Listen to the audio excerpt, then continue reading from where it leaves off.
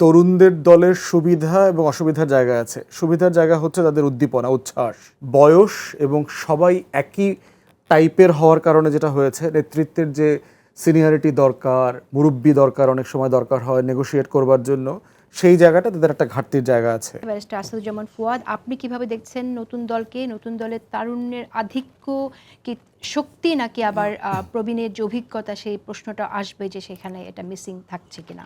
আপনার কাছে কি মনে হয়? বাংলাদেশের ইতিহাসে আপনার তরুণরা মিলে মূল দল করেছে এমন ঘটনা এটা তৃতীয়। প্রথম ঘটনা হচ্ছে আপনার জাসদ। ৭২ সালে ছাত্রলীগ ভেঙে শেখ মুজিব কোন স্প্লিন্টে যাবেন না যাবেন এটাকে ঘিরে ছাত্রলীগের তখনকার মানে ইতিহাসটাও যদি আমরা নিয়ে আসি, সেটাও কিন্তু ভালো না। তো ছাত্রলীগের বেঙ্গল নিউক্লাস যেটা ছিল আপনার সিরাজুল আলম খানের নেতৃত্বে সবচেয়ে ডায়নামিক যে সেকশন এবং মুক্তিযুদ্ধ ফেরত জনগোষ্ঠী, তারা বনাম হচ্ছে এই মুজিববাদী দর্শনের যারা প্রবক্তা শেখ মনি, এই দুই গ্রুপের ভিতরে যে স্প্লিন্টার হয়ে গেল, সেটাকে কেন্দ্র করে ছাত্রলীগ দুই ভাগ হয়ে গেল।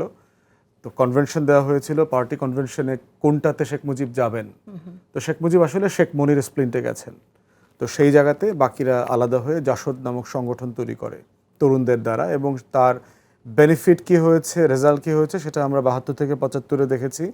শেখ মুজিবকে সশস্ত্রভাবে বাংলাদেশ রাষ্ট্রকে যারা চ্যালেঞ্জ করেছে তারা ছিলেন জাসদ, এবং ভারতীয় হাইকমিশন পর্যন্ত তারা রেইড করেছে। ওখানকার হাইকমিশনের কর্মকর্তারা আহত হয়েছে, ডেপুটি হাইকমিশনারকে কিডন্যাপ করেছেন, অবরুদ্ধ করে রেখেছেন, এবং জাসদের নেতৃবৃন্দ খুনও হয়েছেন, ১০-১৫ জন যাবজ্জীবন জেলও খেটেছেন। তো সেই বাস্তবতায় জাসদ কিন্তু বাংলাদেশের এত উদ্দীপ্ত একটা রাজনৈতিক তারুণ্যের দল ছিল, কিন্তু তারা ক্ষমতায় আসতে পারে নাই। কিন্তু শেখ মুজিবের পতন কিন্তু তারা ঘটিয়েছে। শেখ মুজিব এমন একটা অস্থির সময়ের মধ্য দিয়ে তাকে যেতে হয়েছে, দিন শেষে তাকে অ্যাসাসিনেটেড হতে হয়েছে ফুল ফ্যামিলি দিয়ে। দ্বিতীয়ত হচ্ছে তরুণদের দ্বারা মূল দল হয়েছে গণ অধিকার পরিষদ। ২০১৭-১৮ প্রেক্ষিতে কোটা বিরোধী আন্দোলন যারা করেছেন তারা মিলে এই দলটা করেছে।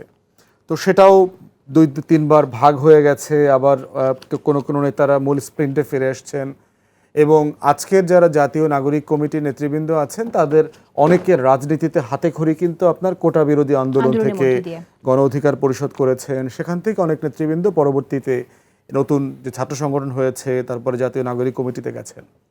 অতএব এই ধারাবাহিকতায় তৃতীয় দল হচ্ছে আপনার তরুণদের দ্বারা মূল রাজনৈতিক দল হলো গতকালকে।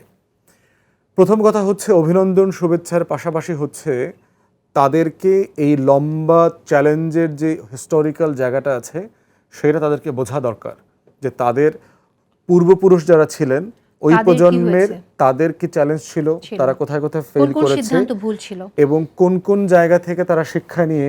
এখানে আমি একটা প্রশ্ন করতে চাই, সেটা হলো তাদের যে ভাঙনটা হয়েছিল এই জায়গা থেকে এখন তরুণদের যে দল, এখানেও কিন্তু আমরা দেখছি যে ইতিমধ্যে অভিযোগ আসছে যে সাবেক শিবিররা জায়গা পাচ্ছে না, এখানে তাদেরকে সাইড লাইন করে দেওয়া হচ্ছে। তো আপনার কি মনে হয় যে এখানেও একটা ভাঙন আসতে পারে? না, দেখেন ওইটা পার্টিকুলারলি ওইটা আদিব উত্তর দিলে ভালো হবে। একটা বিষয় হচ্ছে যে মানে তরুণদের দলের সুবিধা এবং অসুবিধার জায়গা আছে। সুবিধার জায়গা হচ্ছে তাদের উদ্দীপনা, উচ্ছ্বাস। তারা চাইলে পাহাড়টাকে উল্টায় দিতে পারবে, তারা হিমালয়ের চূড়া থেকে আপনার জন্য গোলাপ নিয়ে আসতে পারবে, তারা বঙ্গোপসাগর পাড়ি, আটলান্টিক পাড়ি দিয়ে চলে যেতে পারবে আপনার জন্য। তো সেই জায়গা থেকে তাদের এই উদ্দীপনা, সাহসের জায়গা যেমন আছে, বয়স এবং সবাই একই টাইপের হওয়ার কারণে যেটা হয়েছে, নেতৃত্বের যে সিনিয়রিটি দরকার, মুরব্বি দরকার, অনেক সময় দরকার হয় নেগোশিয়েট করবার জন্য, সেই জায়গাটা তাদের একটা ঘাটতির জায়গা আছে। কিন্তু আমার কাছে মনে হচ্ছে যে অভিজ্ঞতার মধ্য দিয়েই তারা পরিপক্ক হবে।